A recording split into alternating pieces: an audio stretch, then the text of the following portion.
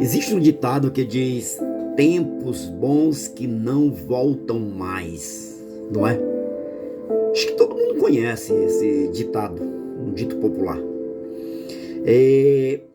Mas lá em Provérbios, capítulo 22, versículo 28, Salomão ele diz assim: não remova os marcos antigos colocados pelos seus pais, pelos vossos pais. Então, quando a gente começa a olhar para o passado e para hoje, a igreja do passado e a igreja de hoje, a gente vê que muitos marcos foram arrancados. E o que na verdade são esses marcos, né? A gente vai ver isso muito lá na antiga aliança lá, quando eles colocavam estacas ou pedras em formas de estacas para delimitar as extremas de terrenos, de terras, até onde eu podia ir, até onde alguém podia vir até a mim. Então eram feitas essas limitações, né? Então os marcos era como se fossem limites, como se Salomão estivesse dizendo assim: olha, não arranque, não remova os limites que os vossos pais colocaram. Você entende? Para quê? Para que não ultrapassasse aqueles limites. Ou seja, os nossos pais diziam assim: olha, não desobedeça aos mais velhos. Então ele impôs um limite. Obediência é que deve ser praticado. Então o que a gente podia fazer? Você pode ir até aqui, entendeu? Então são princípios. Isso aí são princípios. São os princípios morais. A igreja, ela também tem os seus princípios. Existem aqueles princípios que são bíblicos, né? São bíblico-cêntricos. E existem aqueles limites que são das denominações. Mas eu creio, querido, que nenhuma denominação que vive a Bíblia, ela ia impor limites que fosse de encontro à própria palavra.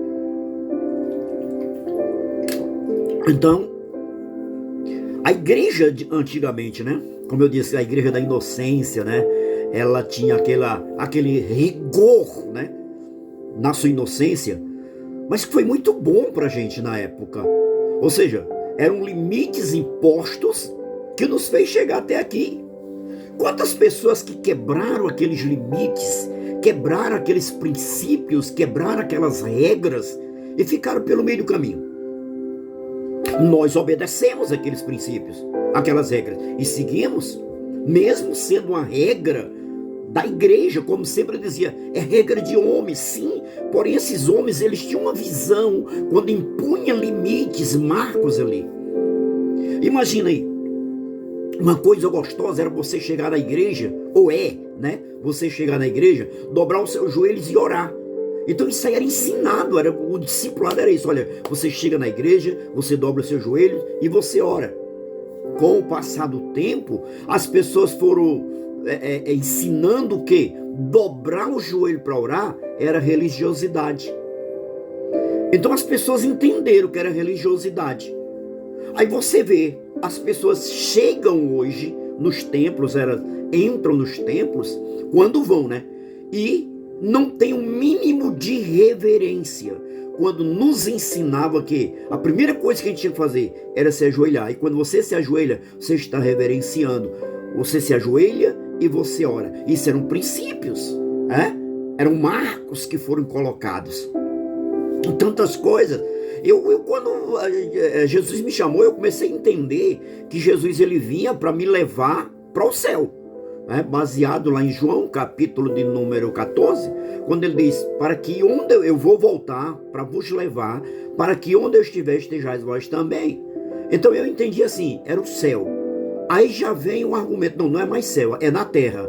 Poxa, espera aí, é céu ou terra? Mas eu entendi o seguinte, que Jesus disse que quer que onde ele esteja, nós também estejamos. Que seja no céu, que seja na terra, eu quero estar com ele.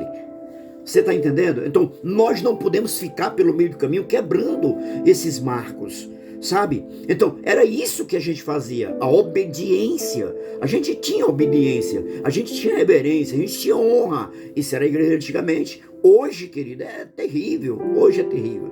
Hoje você fala, dá uma doutrina, né, para a pessoa ali, daí a pouco a pessoa diz, pois eu vou para outra igreja ali, eu vou para outro movimento, eu vou para tal.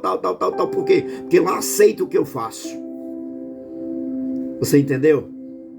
Ou seja, antigamente, se a gente fazia algo que ia de encontro à palavra, a nossa liderança chamava e dava o que a gente chamava de até as pessoas tinham como uma punição, né? Elas, meu Deus, fugiu a palavra agora, mas você entende o que é que eu estou dizendo, a disciplina, né? Então era disciplina, você era disciplinado, chamado lá na frente e era disciplinado, ou seja, exposto ao seu pecado. Era sem sabedoria? Era, mas era algo que produzia frutos, produzia temor no coração, né? Pensa nisso.